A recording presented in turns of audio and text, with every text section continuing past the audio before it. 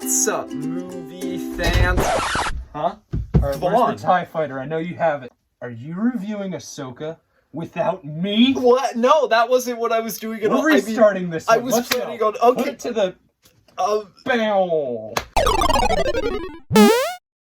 Now that that's out of the way, we are reviewing Ahsoka. Yup, both of us. And man, it was a great show, right? Yeah. Okay. Yeah. Like a perfect sequel to Rebels. We have both seen Rebels and Clone Wars and Ahsoka, and all three will be talked about in this video with heavy spoilers. Yeah, if you haven't seen those shows, you should probably leave. But and go watch those shows. Yes, because they're all really good. Really, really good. All three. Ahsoka, this is a show that I feel like both of us have been waiting for a very long time. 5 years, 5 months. Because... who's been counting? Like, Rebels ended on a big cliffhanger. Like, obviously it had a satisfying ending. It did, like Sabine's epilogue narrating of what happened to them all. Except not every character had the satisfying ending. And so this show, we've been waiting for it for a while because Rebels obviously ended with this cliffhanger of Ezra and Thrawn being missing. And then Sabine and Ahsoka are going out to find them. Yeah, so this show finally follows that up. And so, yeah, we're going to be talking about everything we liked about it and everything we disliked and all of that stuff. But there's not much we disliked, it's true. The first little thing that I wanted to talk about, I just want to talk about how this show functions as a sequel to Clone Wars and Rebels. Like, especially with the casting. I feel like they did an amazing job with all the casting. Yes, this show... I mean, obviously, Rosario Dawson, we already got her. Yeah, Rosario Dawson, I thought that in this show, they even managed to get, like, Ahsoka's personality down even more. A lot of people have said that they think that Rosario Dawson is too stoic. I kind of agree with that, but only for the first few episodes. But I also, even with that, I also kind of disagree because I feel like if you look back at Rebels, Ahsoka is much more stoic in that show than she is in Clone Wars. Okay, except the thing is that in this show, and it kind of fits in with the story as the show goes along, but if you're watching it at the first time you watch it, like just episode 1, it's gonna seem like Ahsoka doesn't have her fun personality that she does in Clone Wars and Rebels, because she does make jokes and stuff in Rebels and Clone Wars. Okay, the next character would be Sabine, the second main character of this show. Yeah, I think they did a great job of casting with her too. I can't remember her actress. I don't actually remember what it was either. But she does a great job, and she does feel like Sabine from Rebels. She very much did manage to, like, capture a lot of, like, I don't know what the word would be. Like, like, Sabine acts in a very similar way to how she acts here. I honestly really, like, grew over the course of the show to like the idea of Ahsoka and Sabine leading it. It just kind of fits to have Ahsoka training somebody who is as, like, hard to trade as she was. Yeah. Now, when I first heard, like, they were gonna make it that Sabine was Ahsoka's Padawan, I was a bit weirded out by it, but throughout the show you get used to it. But it's just that Kanan is like a father to Sabine in Rebels, and he senses when Ezra has the Force, so you'd think that he would sense it with Sabine is all. That's all I'm gonna say. It is like a little bit of a retcon, but I kind of got past it after the first in the Rebels episodes, like, Kanan does state everything has the Force, it just takes, like, commitment to it. Yeah. I get used to it as it goes along, but, like, on your first introduction, that was a bit weird to me. That was a little bit weird. We have Ezra. Yes. I think that they did a perfect job with Ezra. Yeah, I feel like this guy really captures the fun of Ezra Bridger. Yeah. And that Ezra just has fun with when he does most of the stuff he does. Hera, I Mary thought Elizabeth that... Winstead. I thought that out of all of the characters, I did think that Hera was the one that felt the least like herself from Rebels, but I didn't really think that, like, she didn't feel like herself. I just thought that the others did a bit of a better job. The thing is that Hera kind of got her conclusion in Rebels for her character. these characters are picking off right where Rebels ended, and Hera has already gotten her happy ending. Yeah. So she's kind of different now. That's why I understand that. And then Chopper. Chopper is exactly like how he was in Rebels. Yeah, and they even got Dave Filoni to voice him again. They did perfect with the little time that Chopper had. Mm-hmm. And then also the last character who's returning from Rebels. Oh, Huyang. I forgot about Huyang. Huyang from Clone Wars. They got the same guy from him. Huyang is perfect, and at some points I feel like he's the best part of the show. He was hilarious at a lot of points. Mm-hmm. I was surprised with how much of a standout Huyang was. Oh wait, Ryder. That is an amazing little thing they did of getting Clancy Brown to bring Ryder in. Ryder and what's the other guy's name? Jai Kel. Those two briefly show up, which is just a cool reference to Rebels. What's funny is when I was rewatching Rebels, I mean, I know it by heart, but I still rewatched it. Jai Kel just suddenly disappears in the second to last episode. Like, there's this battle, and then, like, they don't show his body or anything. He just disappears. I never noticed that. Yeah, next time you're watching Rebels, just look out for that. The last character who's returning from Rebels is probably the one that they got the most perfect. Grand Admiral Thrawn. Yes. One of my favorite Star Wars villains. Clearly one of my favorite. Considering you're named after him. Yeah. He was just perfect here. He's played by the same guy who voiced him in Rebels. And Lars Mikkelsen just feels so casually like he never even left Rebels, and he just walked onto this set like he was still in the Thrawn.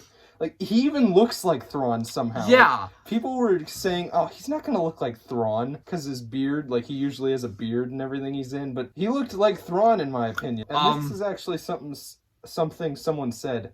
It's not the look that matters with Thrawn, it's the voice. Yeah. I honestly don't think, after watching Rebels and this show, that anybody else could do a better voice for Thrawn. Yeah, that's like having anyone besides James Earl Jones be Vader. Yeah, honestly, I would put it on that level. I feel like we've spent enough time with them, and we're gonna go through episodes. We'll still talk about other characters once we get to them, but I feel like we gotta, like, we're already, 8 minutes into this, so... Starting with episode 1. I feel like episode 1 isn't even a bad episode. It's just my least favorite. It is mine too. The thing that episode 1 does is that if you didn't watch Rebels and Clone Wars, this episode kind of has to talk about it so that you do get that. And for people who did watch it, it makes it even slower. And the episode is already a really slow episode. I don't even hate the episode. I think it's still a good episode. It's just like, we saw Rebels, so we already know what they're talking about. But it was still a fun introduction to the series. Reintroduction to characters. Yeah. So I thought that it was a good episode, just not a fully great one. Oh, Baylan and Shin are introduced in this episode, along with several other characters. Briefly talking about Baylan and we'll come back Shin. to him later. Yeah. We just want to do a quick mention. Their introduction is great. The way that they're introduced here is great, and you're going to see later that we really liked both of them as characters. Oh wait, we completely skipped over Morgan Elsbeth. Oh. We can come back to her later. She's also in this show. Moving on to episode 2. I think episode 2 is more fun than episode 1 because that one's not as much talking. But I will also say, I think, even though episode 2, I would say, is an improvement over episode 1, it is the one that I think progresses the story of the season the least out of all of them. Like none of them are absolutely none of these episodes are filler, but if you had to say one was a filler, I'd say episode 2. It's true. Although episode 2 does give us some funny moments with Chopper. Then we get to episode 3. And this was another one that I thought, like, it didn't, like, progress the story super far, but I still thought that this was another really fun episode that also showcased Ahsoka training Sabine more, which was very important. We get to see more of Huyang. You got to see Ahsoka fighting outside of a spaceship in space, which was awesome. Which is something we've only really seen in animation, so that was really cool to get to see a space battle in live action. Yeah, that was cool. After episode 3 this is where... when the show gets, like, really like good. it was good in the first 3 episodes, but Yeah. then episode 4 is where everything gets enhanced. Let's start with just the beginning of this episode. We first have that battle between Hu Yang and that one droid. Which was surprising, because I didn't even know that Huang could fight that well. He does in Clone Wars. I'm gonna be honest, that like is one of the few arcs in Clone Wars that I feel like I may need to refresh myself on at some point. Then we have the Sabine and Ahsoka fighting those, like, the goons, let's call them that. Yeah, sure. Because there's a variety. Some are droids, some basically, are people. this entire episode is just action sequence after action sequence. Yet it still has an amazing story to the episode. Then we get into the fight with Merrick and Shin. And Sabine and Ahsoka. I just want to briefly talk about Merrick. I'm gonna be real here. Like, I get theorizing and everything. It's fun. It is. But from the moment he was introduced, at least in my opinion, Merrick was clearly just some random guy. I did not get all the theorizing with him at all. Okay, I thought he was going to be someone. I'm not saying he was going to be Star Killer or anything like that, like people were saying online. I thought he was going to be something small, like maybe one of the Padawans from that same Clone Wars arc we were just talking about. Like, I thought he was going to have some small reveal. And even if he didn't, I would be perfectly fine with it. There are people online saying, like, I'm gonna hate this show if the Merrick reveal sucks. And the Merrick reveal was he was a smoke cloud. No, he was Night Sister Magic. I know, but yeah, still. The action in this episode, it's phenomenal. Like, the action choreography throughout this entire show. The lightsabers and everything, it's just really great. Also, I love how Ahsoka has now killed 2 Inquisitors in less than 10 seconds, barely even trying. Then, we get into one of my favorite scenes in the whole show, which is the fight between Ahsoka and Baylan. And briefly touching on Baylan once again, I don't know if you would agree here, but I personally think that even with all of the other, like, returning characters, Baylan was my favorite character in this show. The whole show? Yes. I think that, like, every other character was obviously amazing, but Baylan was just really interesting. Like, especially in Ray Stevenson's performance. R.I.P. Yeah, that's the really sad thing about it. Okay. I love how right at the beginning of their fight, Baylan tricks her by getting her to act out of emotion by bringing up Anakin and how she failed him and that he's messing with her mind, which makes him different than most villains. Like, Baylan is not your average villain in this show, and that's something I loved about him. Yes. And then just even more about it is that, like, Baylan, okay, as you were saying, he's okay, I don't think he's my favorite character in the show, but he's definitely amongst my top 3 from this show. Probably second. Then we get the big reveal at the end of the episode where you have Ahsoka showing up in the world between worlds. And then Anakin pops up. It was just, like, episode 4 has so much in it that it feels like if, like, anybody else had written it, it wouldn't have been all in one episode. Like, I know he doesn't direct the episode, but, like, this is a great job by Dave Filoni for the whole series, honestly. So glad that he's doing that, because he knows these characters better than anyone. Speaking of that, I don't think anybody else could have directed episode 5 better than Dave Filoni, because he knows Clone Wars best, he knows Rebels best, and, like, he knows Ahsoka Tano best, because he created all 3 of these things. So, the thing that I really loved about episode 5, there was a lot, but I think the main thing is that if you really think about it, we never got to see Ahsoka really grapple with the reveal that Anakin was Vader. Like, she found it out, and then she disappears for an entire 2 seasons. Now, the thing I love the most about this episode is people criticize Dave Filoni for that he's just cameos. But this episode, while it's full of amazing cameos, that is not the central part of this episode. Like, sure, we get Clone Wars flashbacks and Rex appears and everything, but the central focus of this episode is Ahsoka dealing with the grief of her blaming herself for Anakin.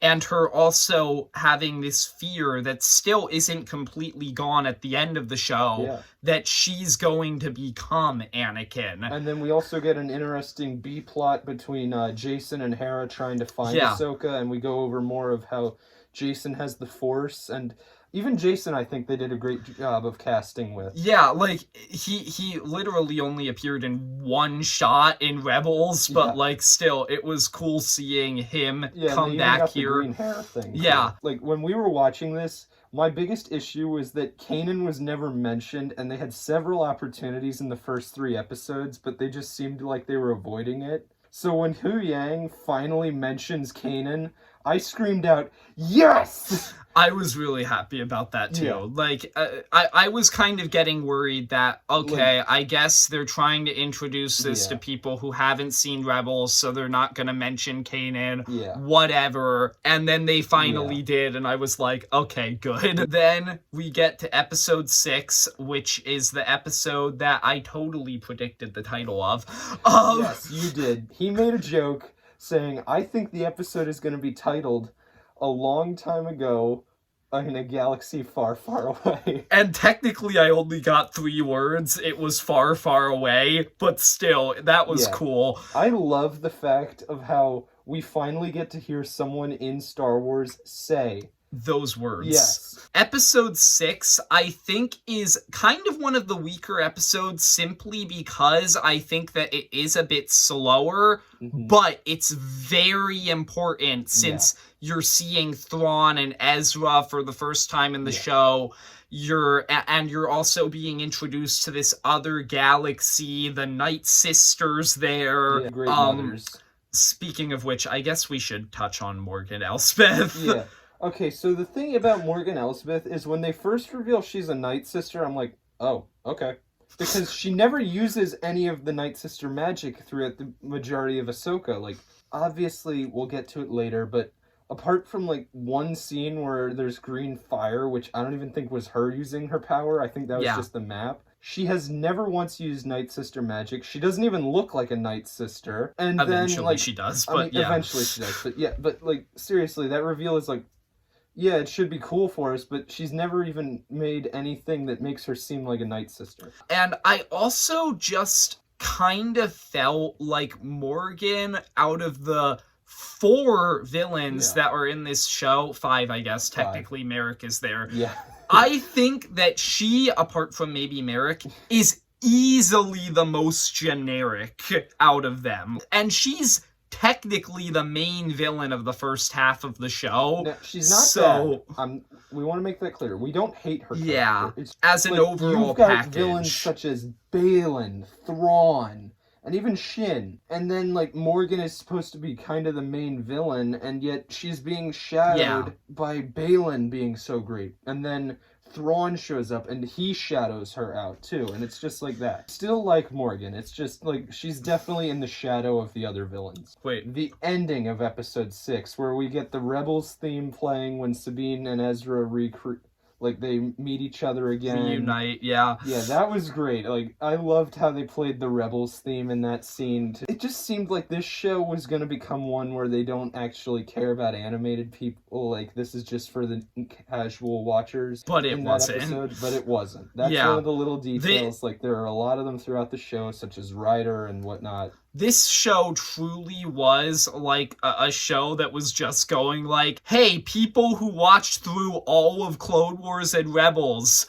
you did it for a reason. Here you go. And for those of you who didn't, here's a participation award. I love the reintroduction of Thrawn, where you have the Night Troopers, like, chanting his name, and just then that theme playing when he casually walks up, and then he has such a great line of, I don't know, I can't remember. What was first a dream is now a frightening reality for those who oppose us. Yeah, that. I couldn't say it right.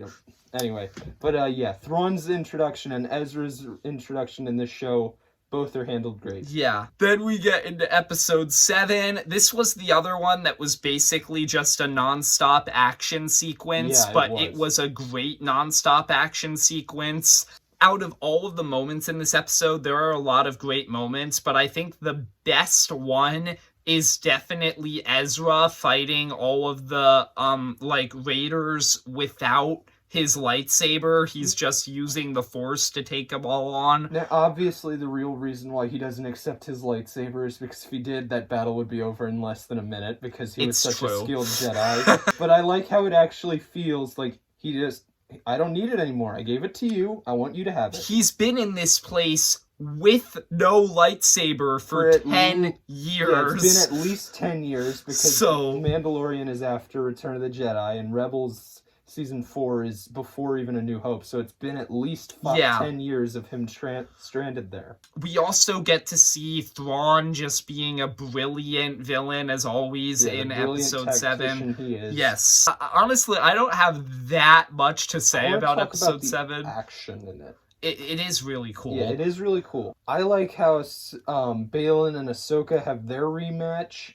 And Ahsoka tricks him in that it wasn't her plan to beat him, it was just to get his creature, which is just like what Anakin does in the Clone Wars movie when he's battling Dooku. How he tricks Dooku and just steals his ride and then leaves. Yeah. Which is something that Anakin did, which makes it even more clever how Thrawn said, I knew you would act just like your master. I didn't even think about that. That is a nice connection there. We have those little creatures fighting and how they're peaceful people, as Ezra says. I like how the one has a slingshot and it's just as effective as Ezra's was in Rebels. Yeah. I know you said that was your favorite scene in that episode, but I feel like mine is a tie between these two. When Hu Yang says, oh, they're all back together. I'm happy for them. Hopefully I'll get to live long enough to see it. That and when Ahsoka hugs Ezra and she says, and miss this reunion? Because that feels like the Ahsoka,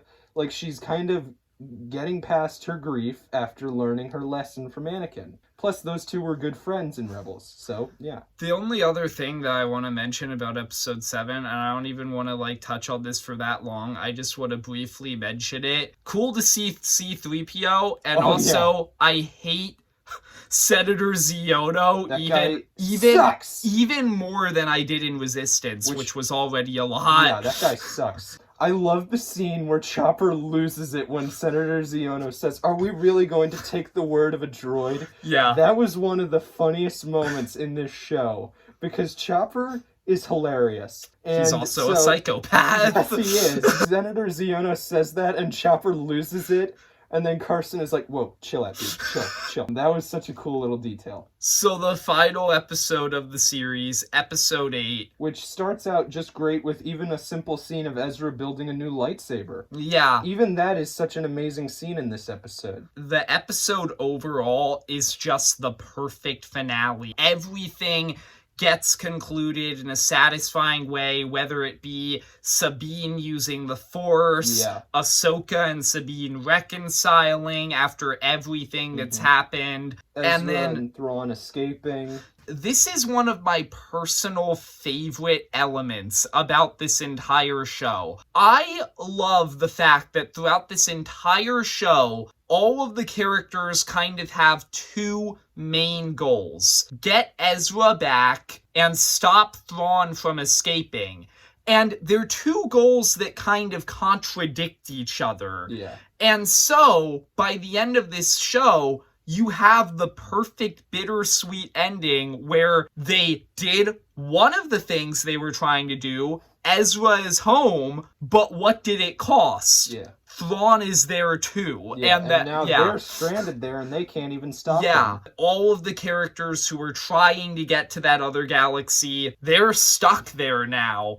And Ezra and Thrawn, who are trying to get out of that galaxy, are out. Yeah, that's just cool. This episode has amazing action, such as just a few examples here. The Night Troopers being reanimated from the dead with Night Sister magic.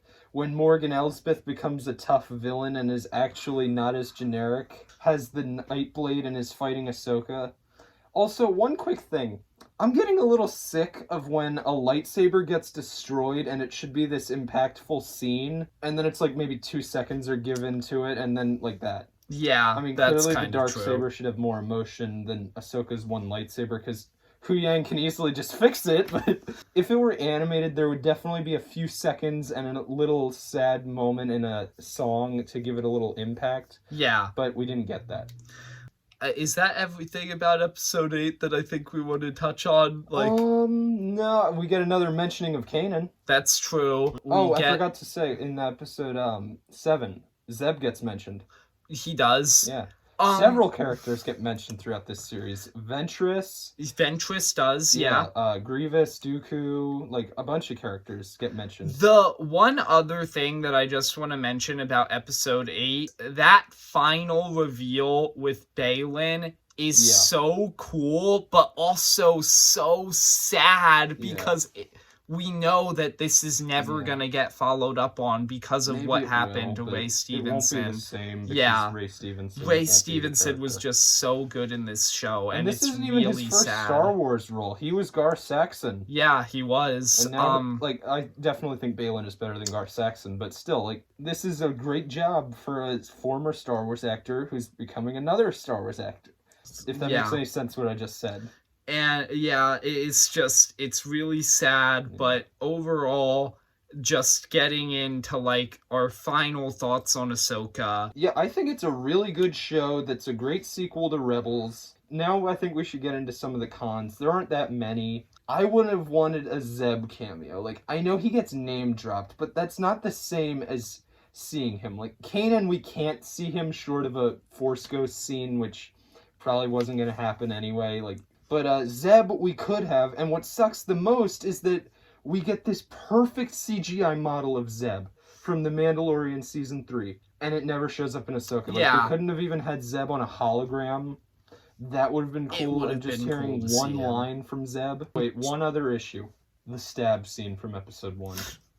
The stab scene was dumb, I admit. They couldn't have just made it that she got sliced instead of stabbed. Yeah, Sabine definitely should have died there. Yeah, obviously, I don't want her to. No, we do not want Sabine to die. We just at least have something else happen to her. Yeah, I don't know what you need it to be. It's just lightsaber stabbings.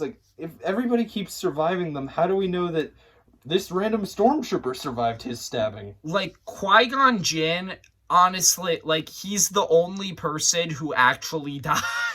And a bunch of nameless characters. Han Solo also did, but, he's not a Jedi. But so, overall, apart from being too slow at a little places, I also thought that Ahsoka was great. Yeah. So my final score for this show, I think I'm going to give it an 8 out of 10 overall. What about you? Well, I'm going to give it a 9 out of 10. Fair enough.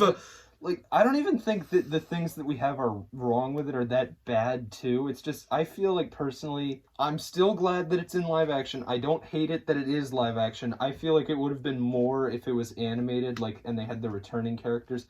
I still love this one. I just think it maybe would have fit a little better, and, some of the scenes would have hit harder if it were animated. I can see what you mean. I'm not saying I needed it in animation. I'm glad that it is in live action because we get to see some great things that probably would have never happened in animation. Still, I don't know. It's not the same because some of the emotional scenes, because this is actually the first time we were seeing this actress who's playing Sabine and this actor who's playing Ezra meet each other, and it's supposed to be their great reunion. It still hits a little, it's just, it would have hit harder if it was the same people from Rebels. Yeah. Okay, so overall, that's everything that I think we have to say about Ahsoka. I hope you enjoyed. If you did, leave a like and subscribe. Comment down below what your thoughts on Ahsoka are. Subscribe to this guy, Grand Admiral Thrawn. I'll put a link in to his channel in the description. And then we're gonna have a video on my channel of us reviewing 2 action figures of Ahsoka and Thrawn.